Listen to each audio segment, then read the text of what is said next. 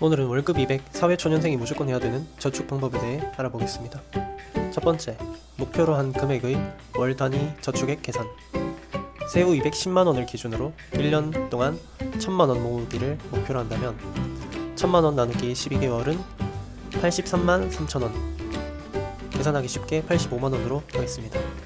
월급이 들어왔을 때 저축액 85만원을 최우선적으로 빼둡니다. 저축을 할 금액을 월급이 들어오면 먼저 빼두고 나머지 금액으로 생활을 한다가 포인트입니다. 돈 모으고 싶다 하는 사람 중에 쓸 거 다 쓰고 모으는 사람 참 찾기 힘들어요. 안일하게 생각하다간 예상치 못한 지출로 인해 저축액이 점점 적어져 저축을 포기하게 됩니다. 두 번째, 자신의 지출 패턴을 나열하고 재정비하기. 회사 동료 A씨의 지출 패턴을 가져왔습니다. 월세 35만원 플러스 관리비 10만원, 통신비 10만원, 유류비 20만원, 식비 50만원 주로 배달, 운동 10만원, 저축 10만원, 총 145만원. 세후 210만원 빼기 아까 정해둔 저축액 85만원을 하면 125만원이 남는데 나머지 125만원으로 생활해야 하는데 20만원이 초과합니다. 그렇다면 우리가 지출 목록 중에 줄일 수 있는 부분이 어디가 있을까요? 우선 월세는 각자의 사정이 다르고 어쩔 수 없는 부분이니 패스. 하지만 추천드리는 방법이 있습니다. 사회초년생들에게만 추천하는 방법이긴 한데 보통 210만원 정도 받는 직장인이라면 대부분이 중소기업이실 텐데요. 중소기업 청년 전세자금 대출이 있습니다. 최대 1억까지 대출이 가능하고 이자는 무려 연 1.2%, 심지어 고정금리. 근데 요즘에 아파트 전세 1억짜리가 제가 대출받은 2020년에만 해도 1억 이하 오래된 연식의 아파트 매물이 조금씩은 있었는데 아무튼 1.2%면 최대 1억 대출 시 월 10만원의 이자를 내고 1억을 빌릴 수 있다는 것. 중기청 대출에 관한 내용은 다음에 간단히 다뤄보겠습니다.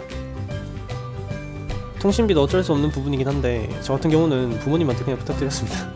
저는 나중에 부모님한테 돈 받을 생각이 없어서 그렇긴 한데 이번엔 지출을 최대한 잡을 거라 통신비도 내는 걸로 하겠습니다. 이 목록에서 가장 건드리기 쉬운 것, 나의 절제로 인해 절약이 되는 부분은 딱 한 가지, 식비. 전 저축할 때 식비를 굉장히 많이 신경 썼습니다. 마트에서 저렴하게 장보고 반찬 만들어두면 일주일에 2에서 3만원이면 해결이 되더라고요. 물론 점심은 회사에서 충당하는 걸로 했습니다. 직접 만들면 생각보다 부족하지 않고 푸짐하게는 아니어도 적당히 먹을 수 있다고 생각합니다.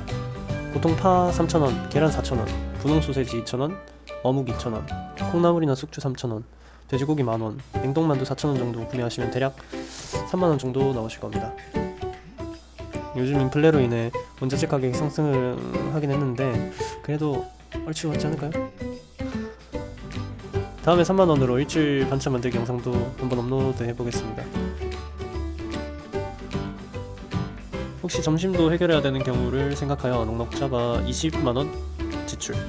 미리 만들어둔 반찬으로 도시락 싸서 가셔야 됩니다. 저축 같은 경우에는 주택청약 적금 10만원. 이건 무조건 나오세요. 나중에 청약을 할지 안 할지 모르지만 엄청 큰 힘이 될 수도 있습니다. 대학교 때부터 미리 해두시는 게 좋아요. 운동은 만족감이 있으면 10만원 그대로 유지. 아니라면 더 저렴한 것이나 야외 러닝으로 바꾸면 더 좋을 것 같습니다. 정리해보면 월세 45만원 플러스 통신비 10만원, 유류비 20, 식비 20, 운동 10, 저축 10, 총 115만원. 아까 계산했을 때 나머지 125만원에서 지출하면 10만원의 잉여 자금이 생깁니다. 본인이 더 줄일 수 있다고 판단되는 부분이 있다면 조금씩 수정하여 저축액을 더 늘리거나 한 달 동안 고생한 자신을 위해 주말에 한 번씩 치팅을 한다 하면 연 1000만원은 그렇게 어렵지 않을 거라 생각이 됩니다. 연 1000만원. 크다면 크고 작다면 작은 돈인데 자신이 세운 계획을 철저히 지키면서 절제하여 성공한다면 자기 자신에게 또 다른 힘이 될 수 있을 거라 생각이 드네요.